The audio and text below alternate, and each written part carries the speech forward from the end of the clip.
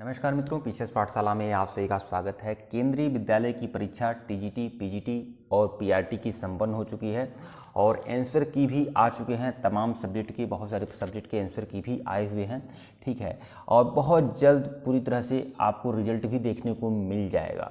लेकिन एक बड़ी जानकारी आप लोग को देना चाहूँगा कि केंद्रीय विद्यालय संगठन में जो टीजीटी, पीजीटी और पीआरटी की वैकेंसी आई हुई है, इसमें जब भी आपका रिजल्ट निकल जाएगा तो एक सबसे बड़ी दुविधा की स्थिति आप लोगों के लिए यह बनेगी कि इसका डेमो क्लियर करना और इसका इंटरव्यू क्लियर करना। पहली बात आपको बता दें कि इसमें 70% जो रहेगा पूरी सिलेक्शन का, केबीएस, टीजीटी, पीजीटी, पीआरटी जो भी आप लोगों ने अप्लाई किया हुआ है, इसके पूरे सिलेक्शन का लगभग 70% जो हिस्सा रहेगा वह आपका रिटन होगा। मतलब रिटन में जितने भी नंबर आप पाएंगे उसका 70% नंबर वह आपका, मतलब नियुक्ति प्रक्रिया में 70% नंबर जो रिटन का जोड़ा जाएगा और 15% जो नंबर होगा वो डेमो क्लासेज का जोड़ा जाएगा और 15% नंबर आपके इंटरव्यू के होंगे।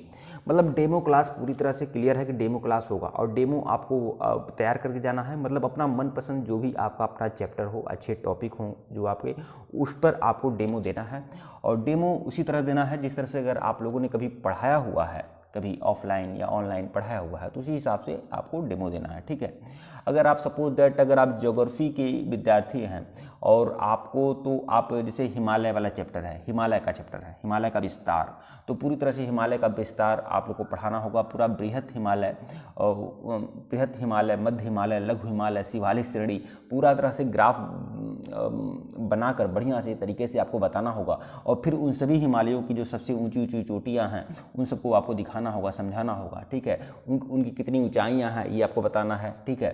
तो इस तरह से आपको कोई भी आपको छोटा सा चैप्टर ले लेना है और उसको कम से कम आपको टॉपिक वही चूज करना है जिसमें आपकी पकड़ मजबूत है और आप उसमें बहुत ही अच्छा कर सकते हैं, ठीक है। आपको वही चैप्टर यूज में लाना है और 15% नंबर जो होगा, 15% नंबर जो होगा वह आपके डेमो क्लासेस के जोड़े जाएंगे। तो आपका अपना डेमो पर पूरी तरह से पकड़ होना चाहिए, टॉपिक आपका मजबूत होना चाहिए और उस टॉपिक पर आप ज़बरदस्त रिहर्सल जरूर कर लें। घर पर ही रिहर्सल कर लें, लेकिन कर लें कुल मिलाकर कि आपका डेमो अच्छा जाए, उस दिन आपका जो प्रदर्शन हो वह एकदम सर्वोत्तम हो, ठीक है। तो इस विश्वास के साथ आप लोग डेमो की तैयारी करें। और डेमो कोई बहुत बड़ा चीज़ नहीं है कि अगर आपने इसके पहले कभी आपने ऑनलाइन या ऑफलाइन क्लास लेते रहे हैं तो आपका आत्मविश्वास बना हुआ है, समझ लीजिए आपका आत्मविश्वास पूरी तरह से बना हुआ है। आप डेमो क्लास आराम से ले सकते हैं और कहीं ना कहीं जो साक्षात्कार लेने वाला जो होगा, इंटरव्यूअर होगा, वह कहीं ना कहीं आपसे विशेष रूप से प्रभावित होगा।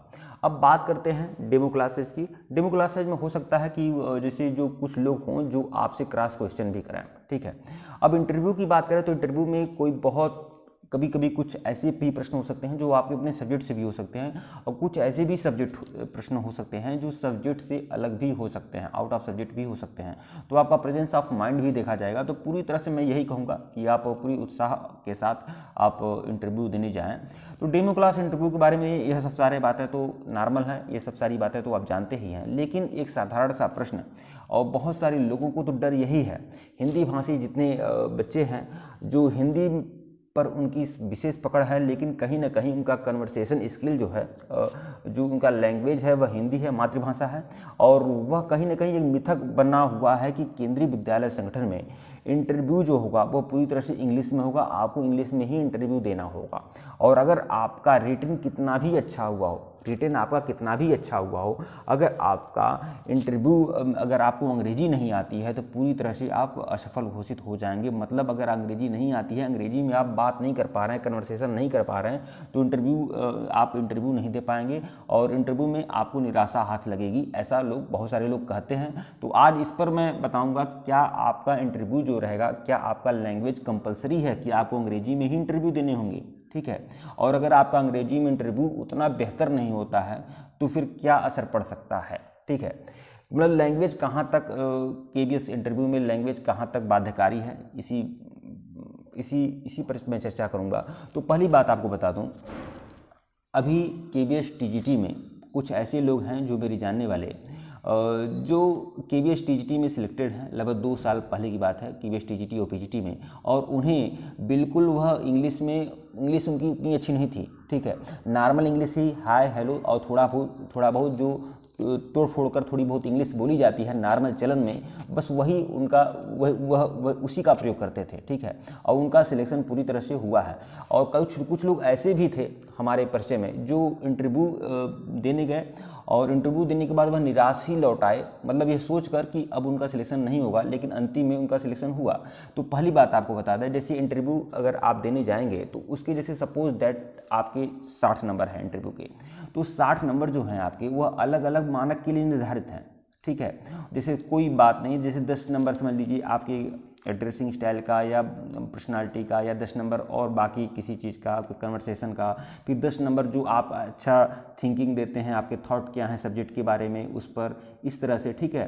तो कई सारे आपके कन्वर्सेशन स्किल का 10 नंबर, 15 नंबर, इसी तरह से अलग अलग भाग में डिवाइड होता है। तो मान लीजिए अगर आपका कन्वर्सेशन स्किल इंग्लिश का उतना सही नहीं है तो उसमें थोड़ा बहुत नंबर ही कट सकता है, ठीक है। और आप अपना इंटरव्यू हिंदी और इंग्लिश दोनों में दे सकते हैं, लेकिन हाँ इंग्लिश में भी देना चाहिए आपको और हिंदी में भी देना चाहिए, ये कंपलसरी है। लेकिन अगर आपका लैंग्वेज थोड़ा बहुत, कन्वर्सेशन स्किल जो है आपकी थोड़ी बहुत अगर लुंज पुंज होती है तो उस पर आपके कुछ नंबर कटते हैं, पूरी तरह से निकाला नहीं जाता है। और अगर आपने मान लीजिए इंटरव्यू आप दे रहे हैं, कन्वर्सेशन स्किल जो आपकी है उतनी अच्छी नहीं है, मतलब इंग्लिश वाली, तो अगर आप सारे प्रश्न का उत्तर सही दे रहे हैं, सटीक दे रहे हैं, तो आपका कहीं ना कहीं बाकी नंबर आपके जुड़ जाएंगे, ठीक है। तो इसमें बहुत निराश होने की आवश्यकता नहीं है, लेकिन हम यही कहेंगे कि अगर आपने परीक्षा क्लियर किया है, रिटन क्लियर किया हुआ है, तो आप इंग्लिश कोई बहुत बड़ा चीज़ नहीं है, कुल मिलाकर आपको थोड़ा बहुत जो कन्वर्सेशन आना चाहिए, बस यही बात है, ठीक है। और जैसे मान लीजिए कोई भी शब्द हो जिसका हिंदी आप प्रयोग में लाते हैं, ठीक है, अपने सब्जेक्ट से रिलेटेड कोई शब्द ऐसा है जिसका आप हिंदी में प्रयोग में लाते हैं, जैसे पर्वत है तो पर्वत को आप माउंटेन बोल सकते हैं वहाँ पर, तो यह मान लिया जाएगा कि क्या है, यह आप हिंदी और इंग्लिश दोनों में कन्वर्सेशन कर रहे हैं, ठीक है मित्रों। वीडियो को लाइक और चैनल को सब्सक्राइब करिएगा। और भी किसी प्रकार का कोई भी प्रश्न किसी के भी मन में है तो कमेंट बॉक्स में कमेंट करिएगा, मैं उस पर वीडियो बनाने का प्रयास करूँगा। धन्यवाद आप लोग को।